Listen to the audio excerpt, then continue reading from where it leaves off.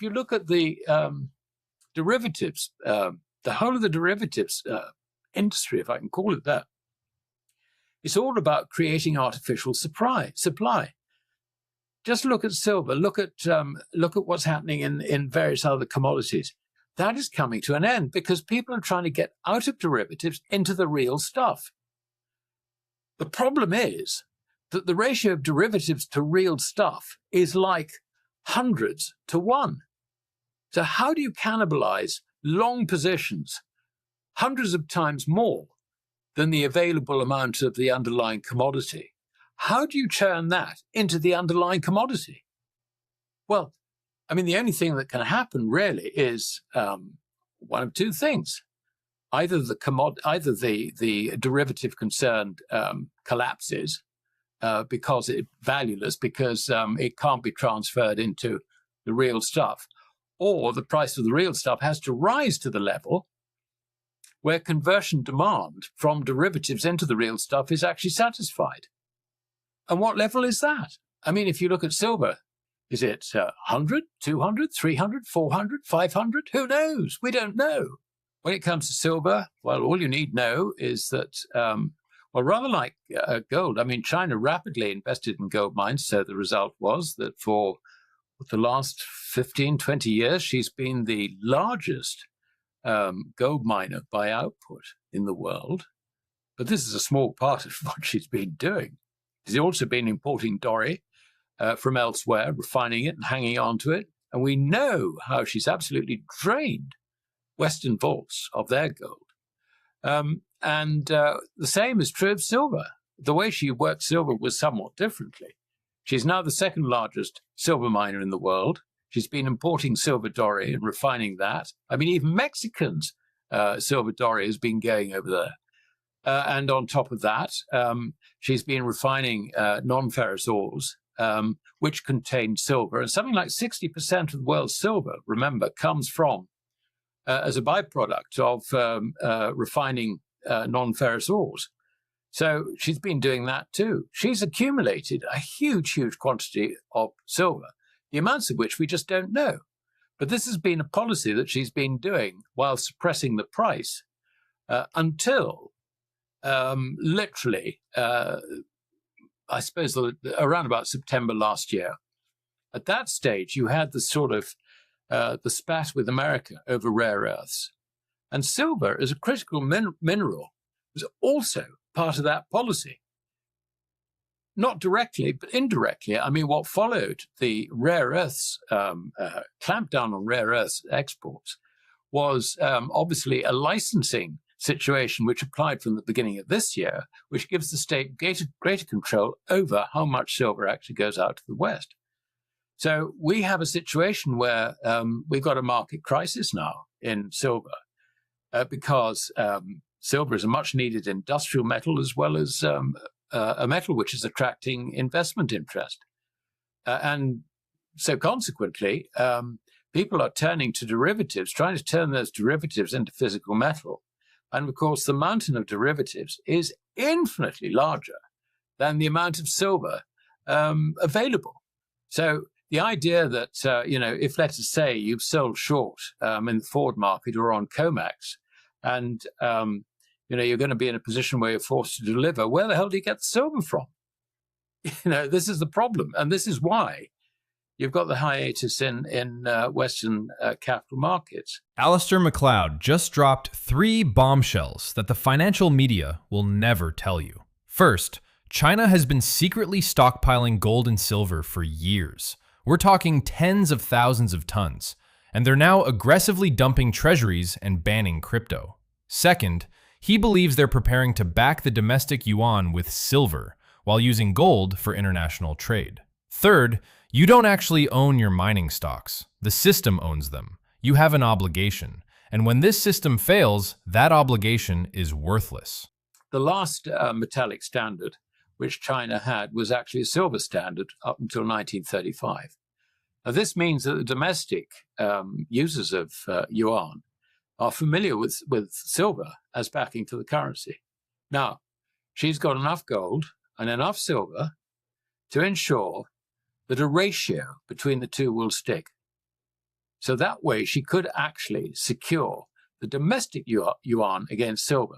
Now, the reason I think this is likely is that I just detect with central banks as a whole, and I'm sure this is the case with the People's Bank of China, a huge reluctance to part with any gold to the great unwashed public.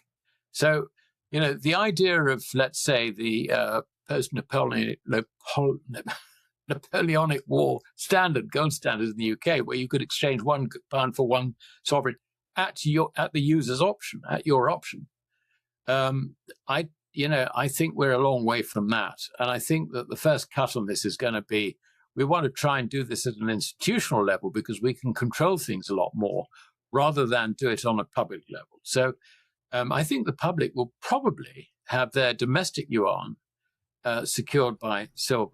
My guess is that the states by 2022 accumulated something in the region of 20,000 tons. They will have accumulated a similar additional sum since then, in my view. Now, I've got no firm evidence of this whatsoever, but this is just working it out, circumstantial evidence, if you like. She's also done two other things which are very, very interesting in this last week. The first of which is she's turned around to Chinese institutions and said, sell your US Treasuries. I mean, she hasn't made it as direct as that, but it's basically what she said. So where's she doing that? I mean, the excuse was she was worried about volatility of the value of US Treasuries. But US Treasuries have been traveling along with diminishing volatility. So that's just an excuse. I think it's part of a plan, basically, to, if you like, kick the dollar. We know that she wants the dollar out, but there's been a big change in her approach to the whole thing. In the past, she's just said, the dollar's demise is not, okay, we don't want to use it, but it's, its problems are not ours. And we're not going to do anything to undermine the value of the dollar. That's been the perception, if you like, that she's got across. She's now getting aggressive on this, turning around and saying, sell your US Treasuries to her investing institutions is definitely a break with this softly approach. The other thing that's interesting is she's clearing the decks on cryptocurrencies. But if you take a basket over a period of time, you would expect the value of that basket measured in gold to be relatively constant. Well, I can tell you that, the IMF do run a basket which they value in dollars, but they index.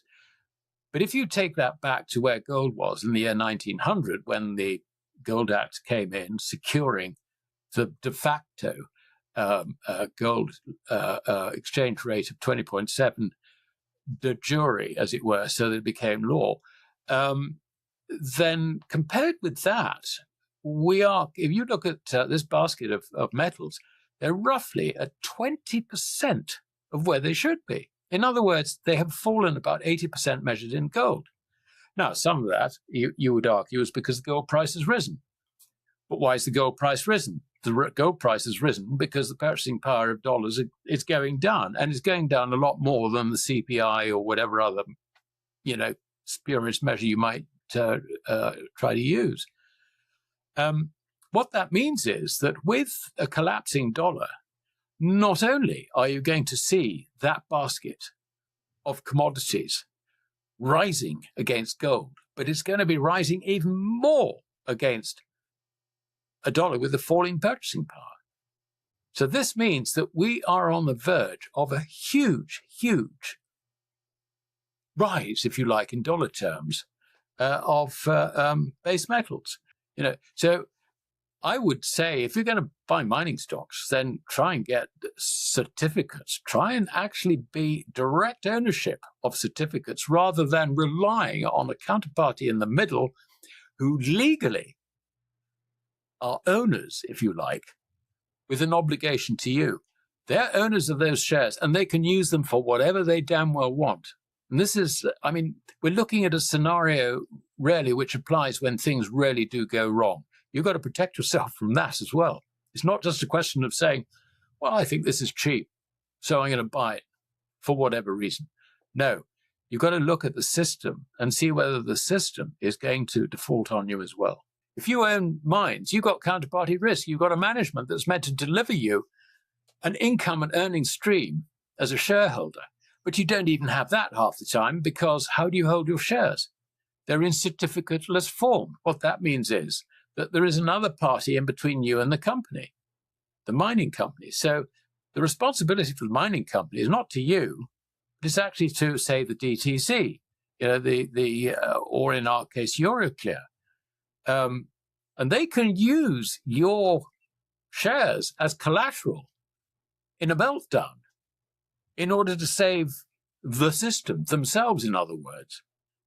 Okay, they still owe it to you, but what's that obligation worth? The collapse in the purchasing power of the dollar, I mean, it's beginning to look like the Reichsmark back in between 1920 and 1923. I'm sorry to say it, but that's the way it's going. The distortion in terms of overvaluation of the S&P index relative to the 10-year or the 30-year bond is higher than it has ever been in recorded history. And that probably includes the 1929, September 1929. I mean, this is very, very serious stuff. She's just announced regulations, laws, whatever, to penalize anyone who tries to trade in cryptocurrencies. There will be no cryptocurrencies in China at all. So why is this? I think she's clearing the decks for a dollar which is going to collapse. And what she doesn't want to do is have her own people suffer unnecessarily for it.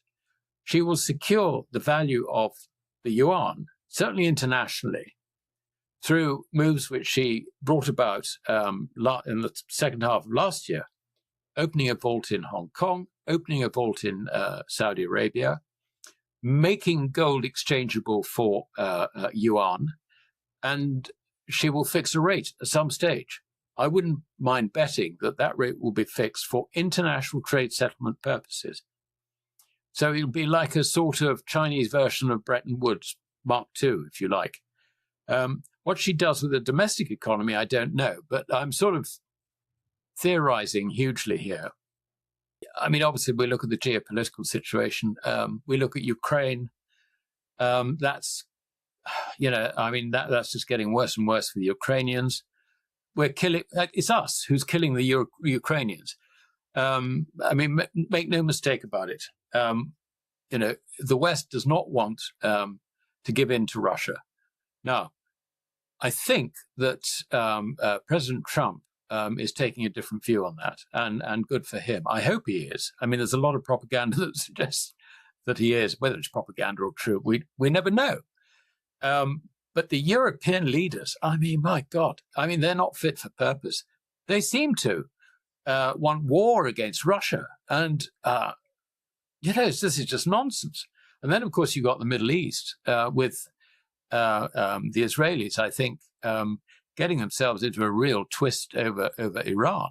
I mean, you got, America's naval flotillas just approaching on the whole thing. It's all looking sort of like it's going to escalate. I think it's probably threat more than escalation at this stage.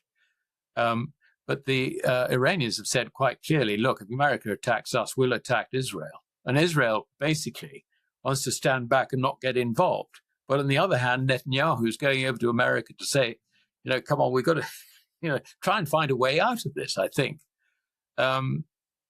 This escalation is not good. I don't know that it's going to go anywhere, but if it does go anywhere, the first thing that happens is that the missiles, and some of them I think are very hard to stop, will hit Tel Aviv very hard. And not only that, the Straits of Hormuz will be shut. And what price oil? I think Goldman Sachs reckon it would go to $300 a barrel. I can't endorse that, but they probably know more about it than I do. I don't think oil is overvalued, and I think it could be a trigger for a far higher value, certainly. What does that do to everything? It just sort of collapses everything. And that's something which, one wonders whether the people who are sort of playing this game of chicken with Iran actually really understand. It's worrying.